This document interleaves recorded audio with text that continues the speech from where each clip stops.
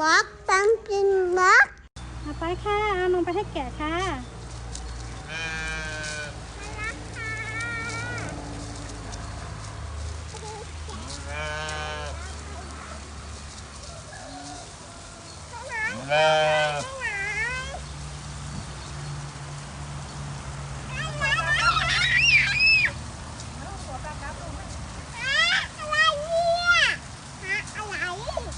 เขาให้แกะน้อยค่ะคุณ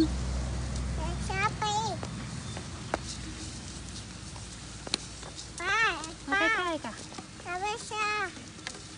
ป้าเอาไว้ใกล้ค่ะเอาให้ใกล้ๆค่ะ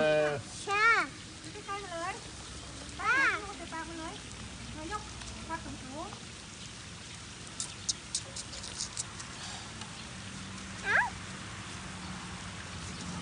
เอาขวดไปใกล้ๆสิคะ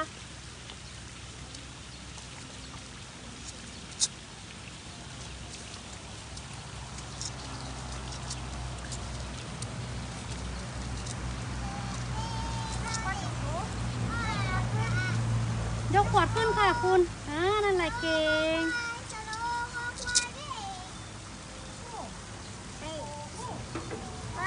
เอาขวดขึ้นค่ะเก่งค่ะ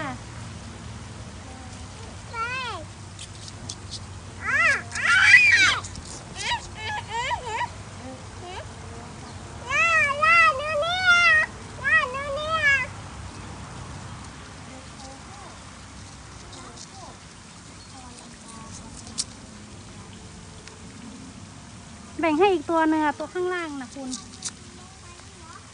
ให้ตัวดำมันน่ะยื่นไปใกล้ๆค่ะยื่นไปใกล้ๆค่ะยกขวดขึ้นค่ะยกขวดขึ้นค่ะคุณเอาขวดขึ้นสูงๆค่ะเก่งมาก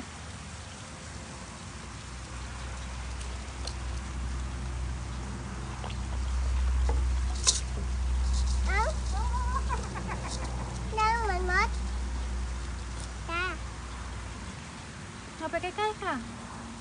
แล้วก็ยกขวดขึ้นค่ะนั่นแหละเก่งค่ะ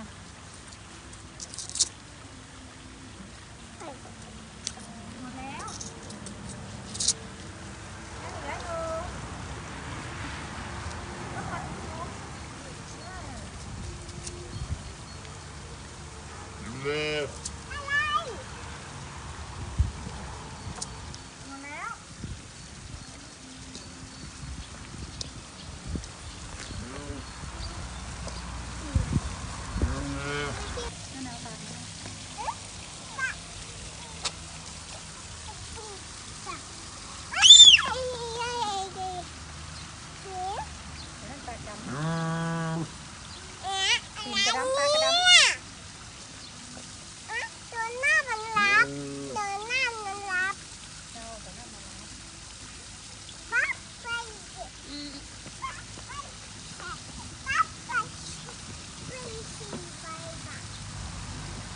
จับมันได้ก่อนจับมันได้ก่อน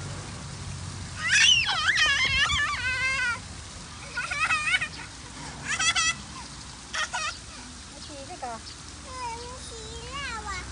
ตอนนั้นชี้แล้วอ่ะปั๊บไปข้าวของสวนนี่ไปเรียกว่าเอา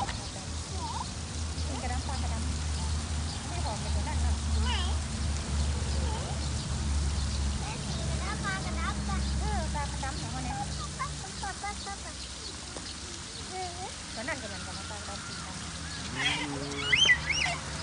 ให้นมเสร็จต่อด้วยหญ้านะคะ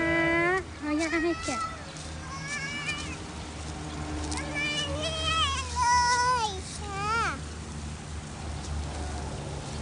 ไปค่ะ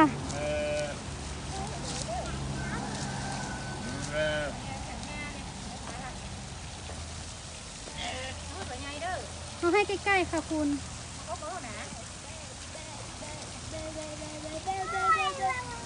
ไปให้อาหารปลาน่ะเดี๋ยวแป๊บนึงค่ะ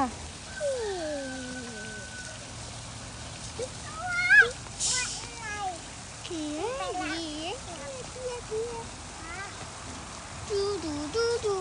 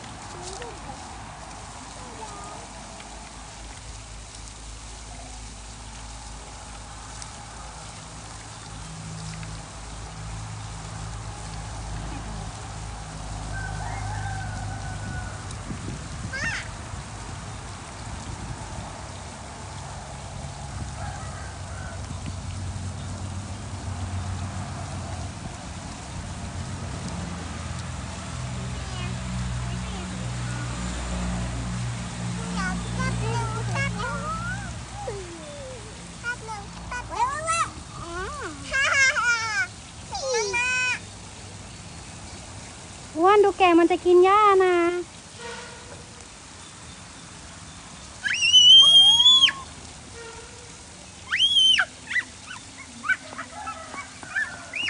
ปิ๊บก็จะไม่ได้หาปลานะก็จะไปเพื่อหาปลากันนะ จับนี่ก่อน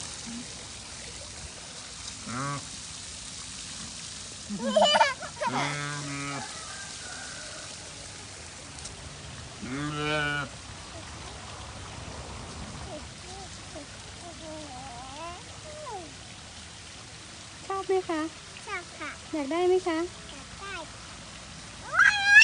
ยข้าวกูเล่า ไปให้อาหารปลาดีกว่าปะ อะไร พูดกับแกะรู้เรื่องด้วยเหรอ พูดกับแกะรู้เรื่องด้วยเหรอ ปลาดีกว่าไปเลย อืม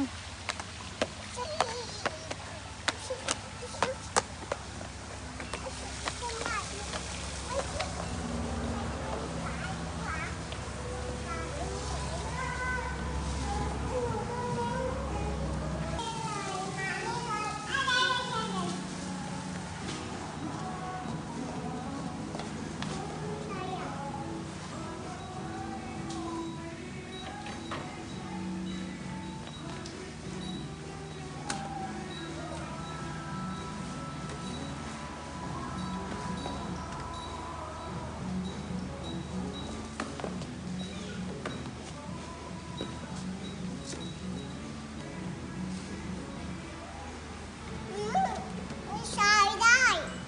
ใช้ได้เหรอคะ ไม่